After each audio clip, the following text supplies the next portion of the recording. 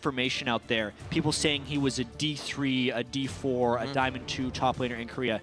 I did some digging, and at the end of Season 4, he was at 111 LP in Masters. His peak was around 140 LP in Masters. So while it wasn't the top of Challenger, he was a Master level solo queue top laner in Korea. And he is also relatively new to the pro scene, so theoretically he is improving because he works so hard with his brother Helios. Right, we actually saw that yesterday in the video about how those two work together, and that he looks up to Helios a lot, being his older brother and being a veteran for that much longer in the pro scene. And to pick some bans for this game, Cloud9 and Winterfox. Targeted ban for support, the Heck Room as well, and Rek'Sai for Cloud9. So definitely targeted bans there they do not want to see coming out of Winterfox's composition. It's interesting. Rek'Sai Hecarim is exactly what they used yesterday in their defeat. It was really bad at keeping up with the overall lane swap after it ended. They could do pretty much nothing but double jungle, but they decided to ban it nonetheless. Cloud9 continuing to prioritize that Maokai pick. And there's no Zed ban anywhere, so I'm expecting Hyde to play that or Kassadin later on in the draft. Over and over. They have a nice comp. They can dive in with each other already and start fighting with the Maokai first pickup. Kalista could be in the cards for Alltech. It would be his second play on that. We haven't seen it since week 3. We'll see if Helios can turn up the heat in the jungle here with his pick of his own. He is definitely been a proponent of how Winterfox gets going in the early game. But yeah, when Helios gets going big, typically Winterfox does well. I do not like the Kalista pick right here this early. There's already a Maokai on the other side, point-and-click CC. Meteos has also found a lot of success on Vi, another point-and-click onto Kalista. I think it's very easy for Cloud9 to lock down Kalista with that early pickup. We'll see, though. Maybe they thought they were almost free and clear with the Veigar being banned out and the Lissandra on that one. Knowing the Maokai could still lock it down. We'll see. Very interesting, as you said. 30 seconds for Cloud9 as they listen to Charlie. Remember, it's on Charlie here for the finalize of the picks. The teams can kind of say what may be around, but he will say you're locking this in. And it is the Zed. It is the Morg. So even if he wants to go hard, he's going to have a Black Shield as well. Makes it even easier for somebody to dive in. Lemon Nation, a history of success on Morgana as a support. Doesn't go with the Braum this time. Can't argue with that pick at least. So Charlie, we'll see how he adapts now to what Winterfox is throwing in there. Paragon, of course, doing the pick and ban for Winterfox. Match of wits. Yeah. Basically, the Gnar. Interesting. It's safe, but I feel like Avalon goes with that safety a little too often, and teams now know how to fight around Gnar. A little too easy. The Narvin combo will be picked up by Winterfox. We'll see how they utilize that throughout the game. Pole Belter on a carry style, or a carry oriented style champion. Yeah, he is Assassinations in. Very good on the Blanc. If he can start getting ahead of Zed, that's a very skill-intensive matchup. A lot of buttons to be pressed in very quick succession between those two guys. Of course, Winterfox with the legendary Narvin combo that has absolutely fallen off in popularity. Like, really, really hard. It's like Pogs. It worked, worked for the first, it was like a 2-week thing, and then no one cared about it anymore. Especially with Black Shield and a lot of mobility for Cloud9. They can hopefully Black Shield the guy who might get trapped in that Narvin combo. Ooh. Oh. Alrighty. That's not the first Nidalee. This changes things up a lot in my perception of the match, though. Makes Cloud9 much more split push focused. It also makes Kalista much more threatening, the fact that it's against a Nidalee and not a Vi. I was expecting Corki Vi with those last 2 picks on Cloud9, but Meteos has played some really solid Nidalee games, or Nidalee game, and then it ceased to exist for him. Two Nidalee games, actually. Both victories for Meteos. Not too bad versus Dignitas and Impulse. Week 4 to week 5. So it looks like they'll be rounding out that composition. I'm still kind of 4 games in a row for high on Zed. And teams realized it. I mean, maybe we were just saying it and it wasn't right. But he was the focus of where teams were getting their wins in the early part of the season, this spring split. And now teams are allowing them to have this highest priority pick over and over again for successful wins. It's going to be difficult. It's definitely a test for Pole Belter, though, if anybody to challenge that. I mean, it'd be the guy who is Zed, right? A lot of roaming potential in this game as well. Fresh and Jarvan teaming up as a roaming duo, if we do see a lane swap situation, can really focus down one person. It's just a matter of who that person becomes and whether or not it's successful. These teams, 7-4 on Cloud9, 5-6 on Winterfox. So actually not that far apart from each other in the standings. Like if Winterfox wins this, they'd be only one game back of Cloud9. It's not a David and Goliath matchup, so to speak. It's just it is Cloud9 and they have that reputation. Yep. It's going to be a tough match. We've seen Cloud9's mid-game to late game, the ability to take fights and see the fights that they want have been much, much greater than the early part of the split, and are really helping. What we see now is these split push compositions that they're coming out with. They're able to figure out how to get around and spread their opponents thin, making the game that much easier. The shakes between the coaches, and we're about to get into the game. Yeah, it'll be interesting team compositions right there. Cloud9, interestingly enough, their only loss in their last 7 games was to Winterfox, and it was with questionable engage choices. Looking forward to the rematch. We'll see what happens. None of those top-tier picks, right?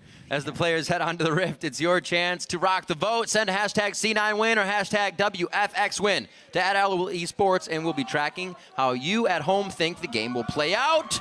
The crowd is very ready for this game. We're excited. Thumbs up from the casters. And we're about to get into this one. Cloud9 versus Winterfox. We're on the Rift. All right. So, will we see the lane swap, and what type of guesswork will it involve? More Corki into Kalista Thresh. Honestly, that matchup can go either way. It would heavily depend on the bindings and the death sentences. A lot of lanes are decided by supports, unless it's something really obvious like Caitlyn versus Vayne that could be decided by 80 carries in 2v2s. No cigar. Nice little defensive ward. Interesting, Cloud9 is going in without any backdoor wards, so only because they think they know exactly where Winterfox is can they brute force in here. But they're completely spotted by all of this. If Winterfox really wanted to, I could see them going for some type of flash flay engage. But it's quite lethal against potential Corki landing a Frostbomb on the whole team. Right. They decided to just kind of let Cloud9 ward and then be on their merry way. They had the exhaust advantage, but they're also versus 2 ignites in that level 1. So definitely something to think about on both sides. I think backing off for both teams was the smarter decision, leaving nothing to chance here for the early game. And Cloud9 did get their wards, or at least their ward. They didn't get as deep as they wanted to on that, so they will not know that the top lane is now inhabited by the duo lane. Yeah, so I'd say relatively unsuccessful warding. Level 1 for Cloud9. They like to get the lane swap usually to keep Sneaky safe on that Corki, so it kind of works out for them in general. Maybe they have wanted it this time with the bindings and the shields to stop the Kalista, but we'll see how it plays out. If they lane swap back fast, then we'll know.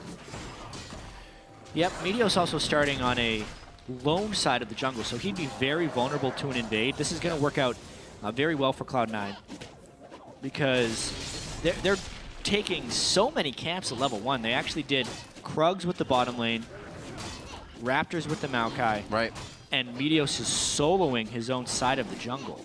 That is as quick as you can hit level 2 on multiple champions. Oh. And then now is the invade by Imagine, but it's actually just a mid lane roam. They're going to be hoping to stop High. High not playing aggressive early, though. 3-man roam to the mid lane. They definitely want to get something out of this. They're seeking. Imagine. He's still level 1, so he only has to play. That's the flag and drag flash from Helios at level 2 to come in. And they did catch him at the back side of that one. So a pretty greedy level 1 there by Cloud9, having Meteos on the weak side of his jungle where none of his allies could back him up, trying to solo clear a little bit.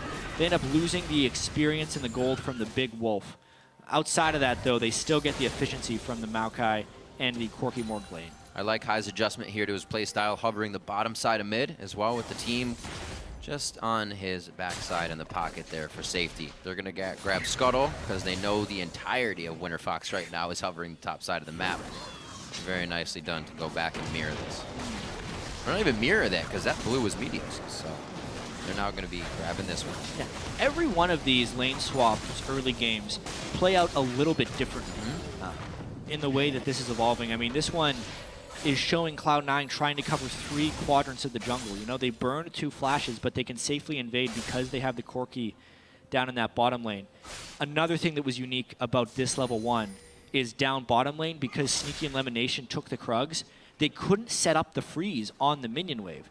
But that doesn't actually matter because Winterfox isn't stationing anyone down there to get experience from the minion wave. So Sneaky's farming free, and that experience is actually not being collected by anyone, so the freeze is irrelevant. We see that ping in the bottom lane for the ward that Meteos just placed. It doesn't look like they want to enter it too soon. Winterfox uses that advantage to ward on the top side. 3-man crab. Cloud9 uses that advantage to 2-man dragon. I'll take the dragon. I'll take the dragon. In this situation. It's going to take a little bit longer, but yeah. Yeah. Going to be able to stay in party. This is very nice by Cloud9. We saw early dragon yesterday as well. They're going to make it out nicely. Still losing a bit of their jungle. See if they go ahead to push bottom side. It looks like Meteos and Balls are still just going to hang out and go for Krugs.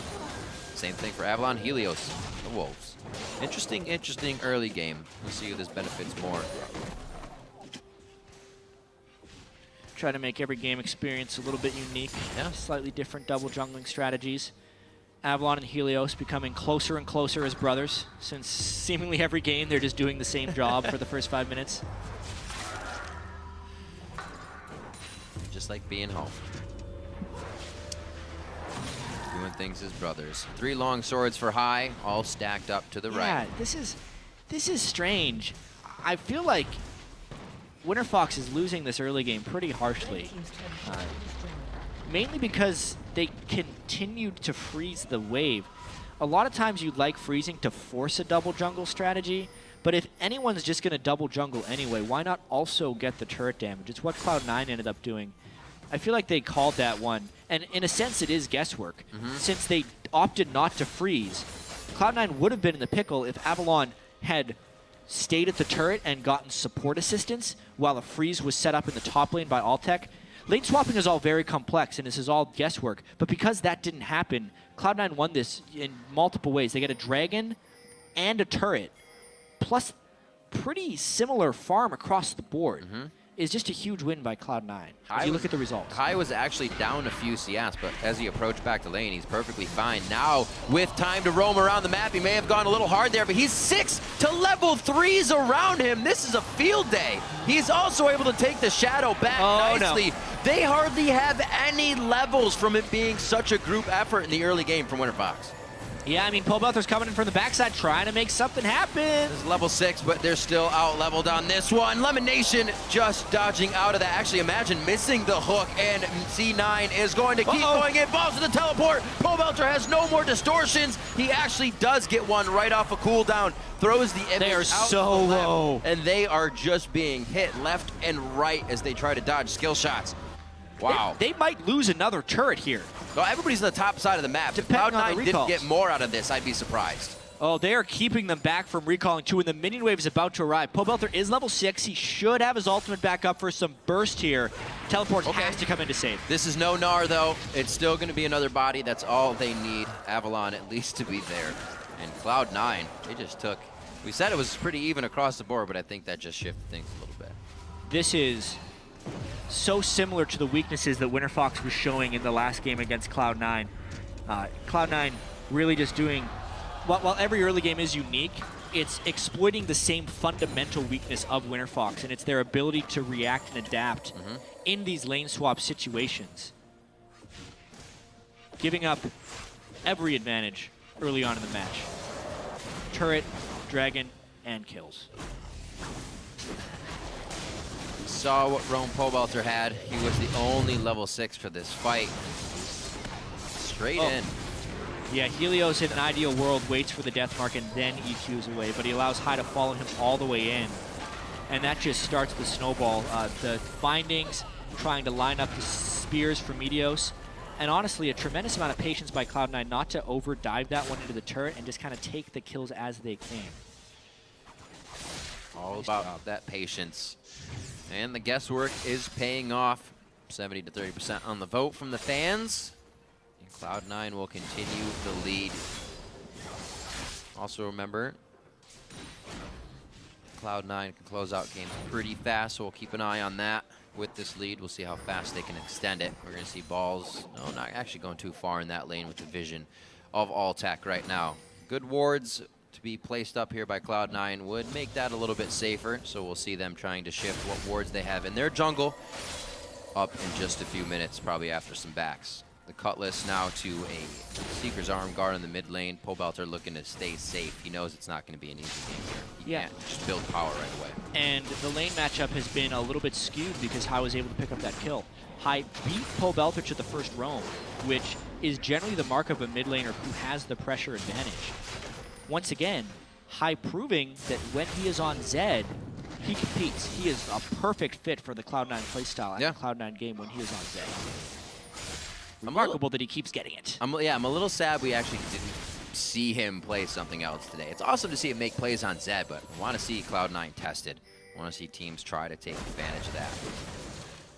Focuses were a bit to the top lane. Obviously, you ban out Balls' Rumble. That's another one you have to get out there. So there are still a few bans that makes it difficult to be able to focus high here for Cloud9. Yeah. Meteos to the top focus, though. And now the skirmishing and split pushing is going to kind of take on another dimension.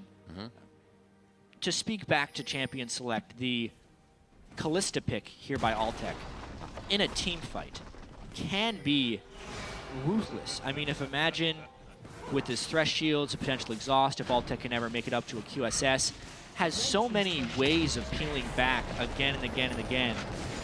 But I don't think Cloud9 is going to let that happen. Zed in Italy is just map pressure, turret pushing, and skirmishes. And I really feel like that's what Cloud9 is going to try and do until they have an insurmountable lead where any type of teamfight prowess by Alltech becomes impossible. As you can see, they just rotate from top lane down to mid lane, trying to keep everyone on Winterfox on their heels.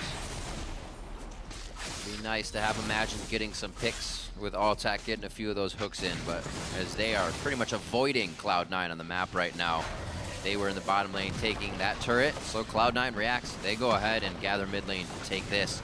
Teleport is about to be up on Balls as he goes ahead and farms out the jungle, looking to complete an item for himself. He will be back in the fray soon. Actually, he may just rotate up for Dragon. Good planning here from Cloud9 to take out mid turret and make their way over. Yeah, a little bit of planning finally by Winterfox. They were able to take the crab before this Dragon. It doesn't really appear like Cloud9 cares that much about stopping that first Dragon, though. Everyone just kind of recalling. Oh, this is what they care about. There's the flash on one. That's going to be the Cataclysm. That's a 1v1 Pobelter in the mid lane. Balls will go down here. Hai's going to get a bit of a push. And this could be Winterfox trying to take the Dragon, but Cloud9 might actually take this fight now. Yeah, the fact that Pobelter got solo killed right there by Hai Zed in the mid lane means Hai is going to be on fire this game. There's no shutting him down, it feels like, at this point. Then because of the solo kill, they have to respect that, and they can't go for Dragon. They burned the Cataclysm as well from Jarvan in order to get that kill onto Balls. Knowing also that he has a teleport on Maokai, it was an untakeable Dragon for Winterfox, and they don't even get an overall advantage because they lose a mid laner while pulling down Cloud9's top. See the solo. He landed so much poke on him, and then he still had a lot of cooldown, so he just ults in. At this point, it's a guessing game. Oh, wow. Flash Ignite. Just being able to use the shadows like that, you're always one step ahead of your opponent. You can tell when a Zed is kind of fumbling with his skills. He's just all over the place. But Hai is a very good Zed. It looks so calm, or so clean when they're doing it calmly, rather. 13 minutes in, Meteos just gathering up some jungle. He's not really afraid. The team's been doing well. Lemon Nation, however, is doing some scary stuff. He's forced a flash on that one, as I say. They're staying relatively safe. Wow. But that was not a smart move by Lemon Nation, walking in that boldly. No. But he gets away with it. Yep. That's one of those things where if he's going to be things. making a ward play like that, he needs backup of some sort. Backup or not have Black Shield wear off when you're in the danger zone. Like It wore off as soon as he needed it. Unreal that he did there. So Winterfox miss out on what could have gotten them at least a kill over to All Tech. They are not going to stop the pressure onto this Dragon, though. Warded out, both sweepers just missing the edge of that ward, so they have clean vision on the side of Cloud9. That's not good for them. Nope. That's the teleport ward, too. Oh, no. Man! He is out of there. Helios cannot return to this fight. This could be another 1v1. Too many distortion hits. A few more attacks. That's the ethereal chain coming out, and High takes the ultimate shadow back, and that's going to be Cloud9's Dragon after a little bit of a back and forth. Jeez, just really bad luck there by the sweeping from Winterfox, allowing some easy spears from Meteos into that pit. Even if they have been able to sweep it, though, Cloud9 was ready with that collapse to come down. You can really see that mid lane advantage High has snowballing towards the rest of the map. Every time Winterfox looks to make a play, High is coming in from basically behind them because he has so much pressure there in the mid lane. Yeah, his job's almost easier this time. The team's getting all the distraction from Winterfox, and his split push is actually down mid lane all game. He doesn't have to go to the side lanes. It's just a push. He's got the short trip. So 22K to 17.8. Winterfox falling a little bit behind. Avalon's been up in the top lane trying to gather up CS. Still just a bit under balls, which goes to show with all that free time he's had up here. He hasn't been able to do much.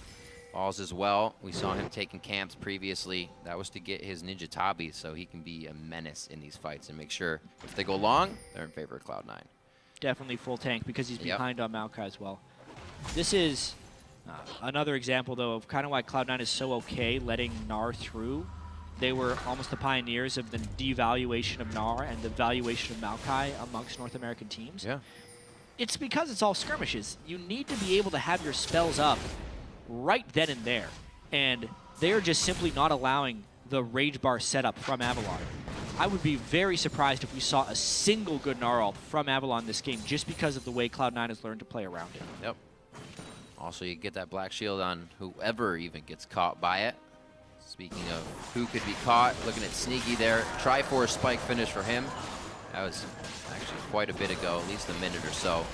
Blade of the Rune King and Brutalizer for High. We see him zeroing out Pole Belter all by himself, so that's only going to get easier. Cloud9 continuously pushing forward. Wards next to wards recently placed. They're just getting all the vision that they can. Everybody's participating at that. It's only going to make things easier. Zed starting now the split push in the bottom lane. High breaks away from the team here. We're going to see if he can start to cause a little bit of chaos. Yeah, Cloud9 does have what I like to call a good problem, where after killing the outer three turrets, sometimes they have a little bit of a delay before finishing the next three. This has been pointed out by Cloud9 as one of their weaknesses, that they have to be very careful about where they ward and where they invade here, because sometimes they overreach a little bit in their counter jungling without having either the proper wards or the proper side lane pushing. Right. That's why this time they're taking it somewhat methodically, making sure multiple waves are pushing at the same time to prevent collapses from Winterfox. Well, I thought Cloud9 may go a bit aggressive once they saw the members of Winterfox here in the bottom lane. We saw them do that yesterday. They take action immediately when they know they have a chance to. Right now the team backs off. They're going to play this one safe, knowing that High has vision of All Tech. And imagine Cloud9's doing what they do best and just controlling the game without giving anything up. Coming out of the base, they have wards galore on top of potions, so it looks like they're going to try to move everything they have up just a little bit more in increments and keep the game going in their favor. Slow game as well, only 3-1. For as much as Cloud9 does, they also avoid the other team while getting what they want quite a bit. It's true. They've definitely had multiple games this year where it felt like low overall kill scores, but then ended up actually being a really fast win. Against Dignitas, for instance, they had 7 total kills, won that game quickly. Impulse was a little better. They had 14 kills. Yesterday against Coast, it was only 10 kills. And here, it could be another one of those games where they have another low kill score, but a fast victory. Cloud9 does have the fastest average game time of every team in the North American LCS, something that they pretty much have the title of every single split. So they have always known how to close games, and they're usually at the forefront of that in North America. Yeah. It just so happens that this year, it's without killing people. It's just winning the game. A little less flashy. They just get to business and make it happen. Very decisive calls from the team coming around. High, obviously making better calls when he's having a good game. A 2-0 Zed going to be a lot more vocal than a 0-0-0 Zed. Cobalt, good clear, but he can't do much to stop the damage on the turret, and that's what Sneaky's getting right now. Oh, better watch out. He doesn't get a Fate's Call to the face here. They decide not to do it. And Winterfox saves. Actually, that turret just went down, so they don't get the save fate. It's the whole reason Sneaky exposed himself a little bit there, because he just wanted that last hit. Very close to getting baited. Although Pobelther doesn't ignite, the ignite most likely would not have killed. Sneaky just getting out with the turret. Man, this is tough. No gold coming in here for Winterfox on the turrets. No real gold out of the lanes. Altec farmed up well, but right now they are waiting to drop this outer line that Cloud9 is nicely rotating to, stopping everything from Winterfox. High still able to put pressure on the other side of the map. Steps and steps ahead of Winterfox right now, and they're using it accordingly. Imagine an Altec, always the one to come down. Yeah, they're successfully getting farm onto Altec. They know that in the end game team fights, if they can somehow get there with close gold, and they can shrink the game away from a split push skirmish game, Altec has a lot of potential to be very successful. That is the one thing Winterfox has going for them here. The fact that he is almost keeping up with High in CS, and also has the lone kill for Winterfox. We see Altec's build. He knows it's going to be a painful fight, so he goes Bloodthirster. We see a lot of the Callista's Hurricane. He looks for that attack speed from the Zeal. I don't know if it's going to help him enough. There's a lot of damage to keep coming out of this Cloud9 team. Not many people can protect Altec right now either. It really feels like Meteos has just been farming for a while. 103 CS on that jungle Nidalee, nearly doubling Helios. He's been quietly on a mission. I mean, they've had so much map pressure, and Nidalee clears really fast with the Magus enchantment. He was just kind of farming up for that Rod of Ages, and he's going to be effectively another solo laner. I mean, his gold right now is 7,200, which is the second highest on the team. He is an AP Nidalee in every aspect. He's not a supportive type dude here, and you're seeing the power right now. Yeah, he's 2,000 gold above balls right now. Definitely has some cash money. I don't know if Winterfox wants to actually go back into their own jungle here. They may find a fight they don't want. The ward they also can't clear. If that's the case, then this is not the spot to be. Elimination gets hooked. Oh dear, they want it even more. Sneaky and Meteos from the outside with all the poke in the world. Almost taken down Imagine. They're going to be able to steal this. Starting to suffocate out Winterfox here. They're looking for a breath. I don't know if this is going to be the one they want. They back off once again and only are able to kind of put down a little bit of vision. Things are looking real tight right now.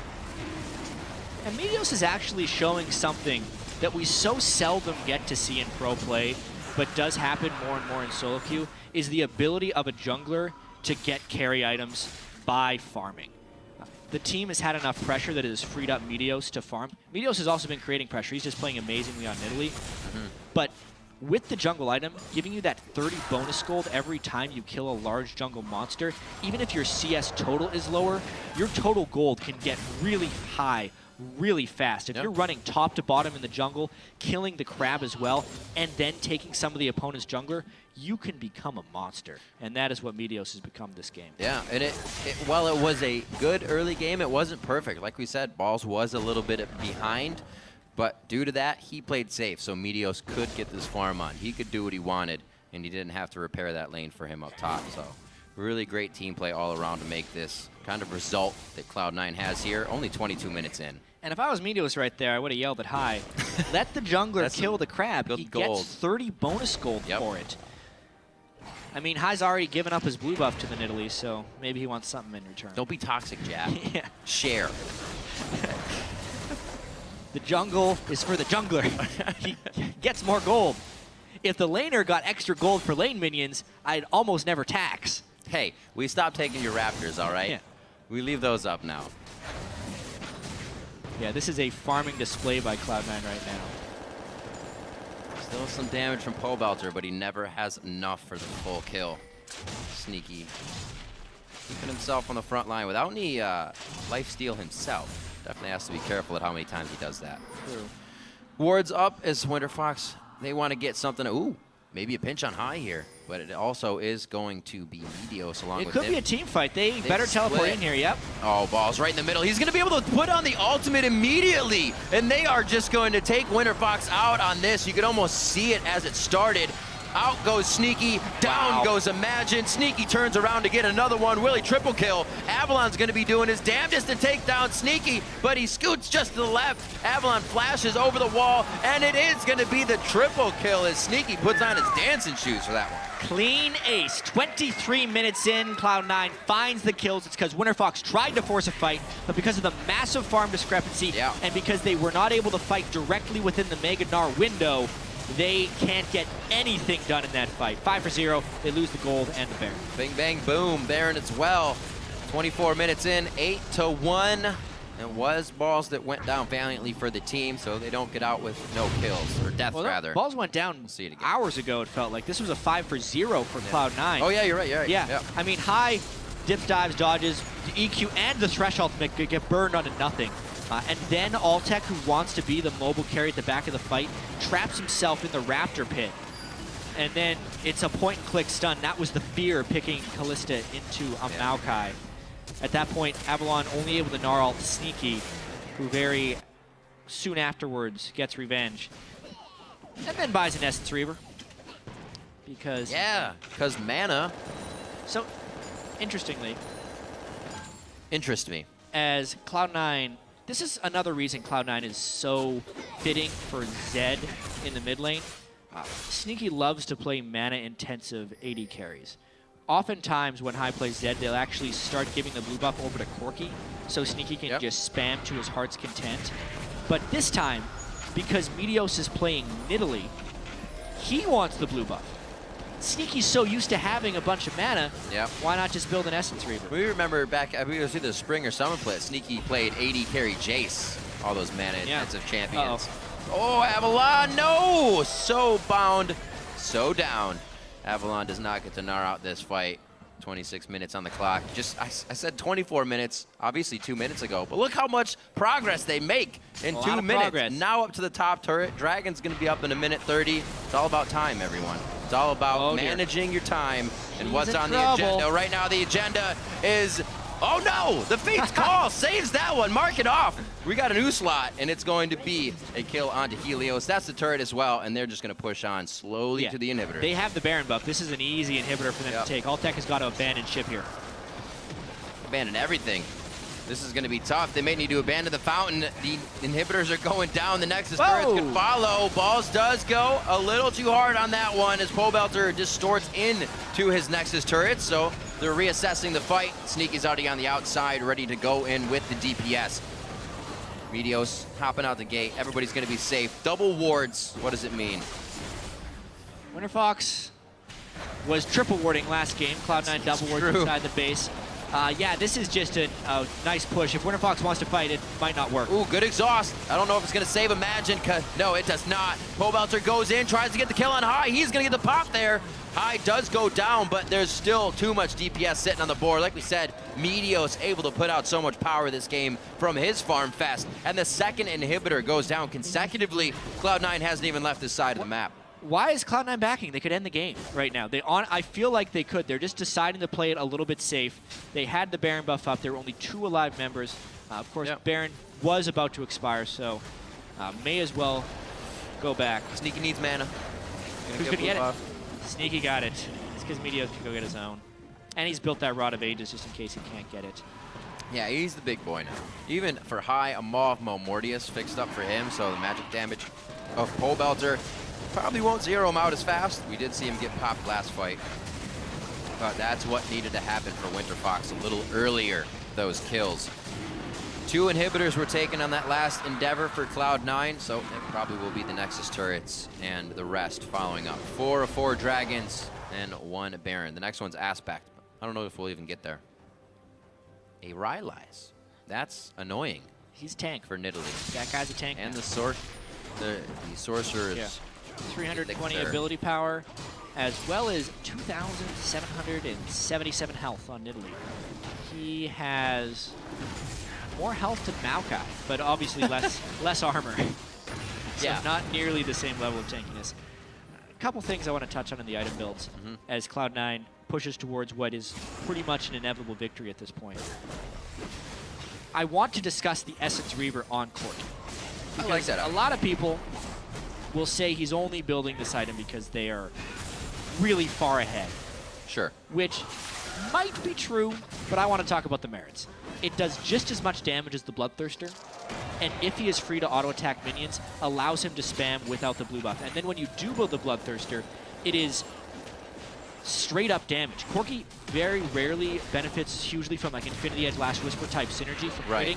So doing Essence Reaver Bloodthirster may be the right build on Corki in some situations. Well, there's a right quick catch onto Altec. That's what we were worried about. Some of the stuns coming in for the Callista play, and that one was actually a Dark Binding. Oh, no. Another one coming in from Lemon. If he had the auto attacks, he would have got it. Goes for the Zhonya's for style points. And Cloud9 go all the way around the horn, but they actually walk past the last inhibitor for the Nexus turrets. Just under 30 minutes on this game. They look to put the final touches on as Sneaky completely tanking out the Nexus turret. Obviously, Cloud9 looks for the kills as they put themselves goal side to the fountain. They're going to take down the Nexus, though. Cloud9 takes down Winterfox. Great week for Cloud9. Quite honestly, they only suffered 5 deaths the whole week. Wow. Destroying Coast, taking down Winterfox in only 29 minutes and 40 seconds, shortening their average game time for the year and remaining the lowest average game time of North American LCS teams, as well as solidifying their place in the top 3 of the standings. Oh, the hugs all around, I guess. It's just that kind of game. Hard fought by Cloud9, and the form it's creeping back. Cloud9 is definitely starting to look good. They moved themselves to 8-4 now on the split with the other top 2 teams of Counterlogic Gaming and Team Solo Mid. Absolutely. That is now 7 of their last 8. 7 wins in their last 8 matches for Cloud9. I mean, so much of this revolves around High's champion pool. Because at the moment, it's Zed. Next week, we're going to be moving to a new patch. The Kassadin nerfs will be in effect. He won't be playing Kassadin as a backup. If the Zed is banned, I wonder. I really wonder, because so much of what Cloud9 does revolves around him being on that manless mid laner that can still dominate people. And it just allows everyone on Cloud9 to shine. Right. Earlier, I was talking about how Meteos had an easy farm time because, you know, Balls played it safe after being down. But it was really, if we look back, people were focusing High in the mid lane, and that's where Meteos would have to go. He'd have to be in the back pocket of High. He wouldn't have 155 farm in the jungle in a game, but now he is. Like you said, that Zed, I think, is a huge pickup that teams need to look at. Yeah, and to talk a little bit about Winterfox, this was a really tough week for them. They got destroyed in lane swap situations 2 games in a row. Obviously a tough schedule coming in and playing against CLG and then Cloud9, arguably the 2 best teams at demolishing people with map rotations. Right. Doesn't get much easier. They start next week with TSM. So they're really running the gauntlet here in the second half of the season before they get an easier schedule down the stretch. They're going to have to be able to have some strong mental toughness if they continue to fall here. That's 3 losses in a row and maybe 4 if they lose to TSM. And you'd hope that it would get easier, but it's only going to get more tough. We see teams like Team Solo Mid and other teams trying different compositions. So while you spent this whole split watching their games, figuring out how they play, they're now wanting to try different things. So you're already going to be a step behind as we get into the second half here, which has already started, and teams need to start picking up these wins. Cloud9 move up 1 more, which is huge for them and the fans. We always wondered, what, again, if this happened in the beginning of the split, would it be Cloud9 trying to put another record out? I know, right? It does start to feel like they're on their way back. The start of the season was so rough for Cloud9. after the first 2 weeks, they were a 1-3 team. Right. Now that they're 8-4, it appears that's a very respectable schedule. They're one of those teams that they never stay down for long, and it does look like they're starting to get back. I mean, this is their 1-1. This was them getting a game back on Winterfox. What's strange is talking to Sneaky yesterday in the interview, he said they lost almost all of their scrims last week. So always going to be tricky. Don't play how you practice sometimes. Let's send it down to the side stage where Kobe's joined by Cloud9's Master of Shadows. Maybe. All right, I am here with Hai after another win on Zed. Congratulations, Hai. Thank you. Thanks. Now, first I wanted to ask you about lane swaps because Cloud9 are so good at lane swaps. You guys have always been really good at lane swaps. How much of it is preparation before you get into the game, going over different scenarios with all the players, and how much of it is reactionary calls once you see things start to develop in the game? So we know what matchups go well for balls 1v1. Say, for example, Maokai versus Gnar. Gnar kind of dumpsters Maokai like really hard on 1v1 lane. So you don't really want a 1v1 that. You want to look for a 2v1. And we didn't get the deep wards to be able to do that game. So we just, it's like a 50-50 guess almost every game if you get the lane you want or not. And we happen to get the lane. So we know what we want and we try our best to get it. But sometimes it just comes down to luck. All right. Well, you guys are now 7-1 in your last 8 games on a huge win streak. And you continue to get Zed over and over. Now, is this just another case of Cloud9 just picking the strong champions that are given to them again? Or do you need other champions in the mid lane?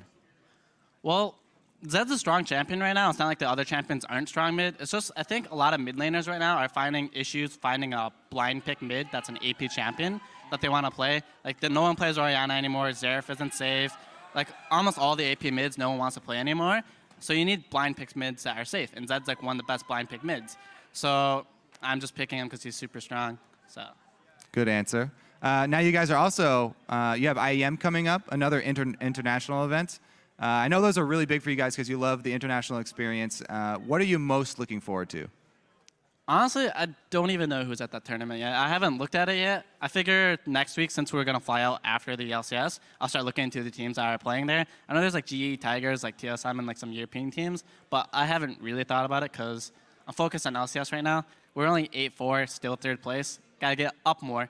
And once IEM's there, I'll think about it then, but for now, whatever. All right, well, congratulations, and hopefully you guys can keep it going. All right, we are going to send it back over to the guys at the desk now. Thank you, Kobe. And gentlemen, I want to talk about the very interesting level 1 we had, the strategy from Cloud9 to pick up as many jungle camps as they could right off of the bat. Maokai taking the Raptors with the saplings, the bot lane taking the Krugs, Meteos soloing his own jungle, Gromp to the blue, and how that kind of gave them the advantage to then roll into a 3-buff start. Yeah, Winterfox let him do it. Imagine was helping the jungle and top laner, and he didn't go stop Meteos. We saw Sheep in the previous game harassing with Annie. The Thresh should have walked up and should have had tabs on Meteos to stop him from pulling off that move on the strong side of the map for Winterfox. Yeah, exactly. There's ways to replicate C9's success, so certainly I'll agree with you that Winterfox misplayed it, but the way C9 did it was very smart. So basically, what you call the strong side of the map is where your AD carry and support are laning, and the weak side of the map is where they aren't. And C9, they started on the weak side of the map, which gives them the chance of 3-buffing, which actually happened this game. But they start on their side, right, the bottom left side, the blue side, of the weak side of the map, which lowers the chances of getting caught. It increases your chances of getting away. It increases the chance of your mid laner coming and helping you. It increases the chance they don't have wards on you. And so of the greedy starts, it's the better greedy start. It's the better quadrant to start on, and they got rewarded. And this is, if you're looking to start greedy, how you should do it as well. Yeah, and also the fact that they took the Krugs and they took the Raptors. If we had the Helios go from blue to red on that side and just went across the side, there's less camps for him to take anyway. Mm-hmm. So actually really good move by Cloud9, and they capitalized on it immediately, and it got Meteos just that much more farm, that much more experience over Helios, and then Helios kind of did this. I mean, I know Winterfox is a family. but they're kind of codependent that game. Well, yeah, I mean, Winterfox, Yeah. they did try to make some kind of a reactive play with that early invade on the Wolves. Unfortunately, the good flashes from both Meteos and Balls kept them alive, allowed them to just cut across the mid lane, and then they actually had the distance covered to beat them to their own Winterfox's blue buff. Yep. And then that's their strong side of the map on Cloud9. So even if they did get invaded on the blue buff, they had sneak 80 and carry elimination support there. show up. Yeah, and what's also interesting is the way the rest of the level 1 played out, because we watched the jungle play, but also keep in mind what else was happening. So Altec is up in the top side of the map freezing, and nothing's happening. He's just getting farm and Callista, saying, all right, guys, have fun in the 4v5. But Sneaky Lemon are actually making progress. They're actually getting some pressure on the bottom turret, right? A turret killed with no damage on the one on the other side of the map, because Lemon doesn't have to go babysit these junglers. Balls and Meteos just happen to outplay the 2-on-3 in the jungle somehow. Okay, Flash has got burned, congratulations, but not only do they start on the better side of the map and get better jungle camps going, but the dual lane did something more important as well and actually make progress so that when the lanes swap back, all kinds of crazy things are now available on the map. Not to mention the fact that having started on the top side of the map, rotating to the bottom side, put them in the position to 2-man the dragon after that, while Winterfox is left with a 3-man crab attempt. Yep. Got a crab, Got the crab. So they had 3 people taking Right. a crab out, while 2 people were soloing dragon on the bot side of the map. And then while that was happening, as you mentioned, Cloud9's bot lane actually successfully took that turret down. So that's a huge gold swing on top of, yes, the 6% 80 and which is not that much in the early game, but hey, you're starting that dragon train rolling, because they ended up picking 3 or 4 dragons up by the end of the game. Sure. And then it becomes a little bit more relevant. Yeah, and keep in mind as well, the top crab that was taken is not even useful. Altec is freezing under his turret. You don't even need wards there. Nothing's going to happen to that guy in the first place. It's actually like an actual waste of time that says, look, Winterfox, you're a new team. You're still figuring out your shot calling. Krepo used to be a big voice in this roster, keep in mind. He's there telling Elements what to do, and they're looking better because of it. The Winterfox lose that voice. They lose a lot of that veteran expertise and how to play the map and how to plan your moves 3 minutes in advance, and it shows in all of these examples. And the fact they use 3 people for it, it's not just a waste of time to do that crab in general, it's the waste of time for 1 person, let alone 3. Like, think of just what Lemon was doing that game in opposition to what Imagine was doing. Sure. Imagine was making some moves, but they were a little late, and then he's helping them for so long try to get high, doesn't get anything, tries to get scuttled, they get that. But Lemon is pushing a turret and just using his time much more wisely. So a poor start for Winterfox, a good start for Cloud9, whichever way you want to look at it. I do want to go to the point where Winterfox's fate was kind of sealed. Okay. And it's not very far into the game. It's it's in the top river jungle, around that top turret. Cloud9 takes a good fight. Yeah, there's a point where Pobelter backs, and then Helios and a bunch of Winterfox just invade down. They're seen by Meteos, and then they don't abort the operation to get that deep vision, and then they don't go out the way they came. They go up around, and they're completely stalked by Sneaky, Lemonation, and Meteos, and then they engage on. We actually have a replay of that. We're going to pull that up on your screen right here. And this is where the binding lands from Elimination, and they've just been stalked all the way up their jungle, and High is already rotated. Pobelter just now got back to lane. He's still 5. He wants to hit 6 before he comes here, so he's going to be extremely delayed. And start rolling the clip now. We're going to see the collapse here. High, he's going to get in there. He's going to get on Helios, and this is just really huge that he is level 6, and Helios, the jungler, the top laner, and the support are all level 3 still. Kills him with the exhaust as well. Yeah, it's just the buddy system there. There's just have too little experience spread over too many people. Yeah, Pobelter arriving too late to the party here doesn't have the ability to really 100 to 0 anybody, so he can't have the same effect that High had. The teleport from Balls comes in. And if you look at the skill shots too, on top of the fact that as you said, Cloud9 played it properly to stalk them through the jungle, the skill shots were hitting. Yeah, every single spear hit, multiple bindings. It's hard. You can't win a team fight if the other team's hitting every single skill shot. Hey, can we just take a second and focus on Meteos? Because that guy farmed out of his mind. He's number 1 at CS for 10 for junglers because he just does such an amazing job staying in the jungle and continuing to snowball from there. He's gotten Nidalee multiple times in the last couple of games here, and it's a perfect champion for him. It also covers the weakness of them playing Zed in mid lane. Sure. Because then he's just like, oh, we're all physical damage, Nidalee jungle. Yeah. And it's further more impressive just to watch how Cloud9 are managing to play with a farm jungler where he's clearly not trying to pressure lane. He's not really looking to counter jungle. He's just focusing on getting camps. And yet C9 aren't losing vision control. They're not losing gank pressure. They're not getting punished for what's essentially a glorified Master Yi jungle, right? Where he's like, I'm just staying in here with no CC and killing camps over and over again. See you guys in 20 minutes when I got my Rod of Ages. Yep. And that's it all works. that's all there is to it. That's the way the Cloud9 is winning right now. So another fantastic win by them. Yep. We do have to step away, but after this break, our 2 MVP mid laners from 2014 are going to face off with Team Impulse versus TSM. So you don't want to miss it.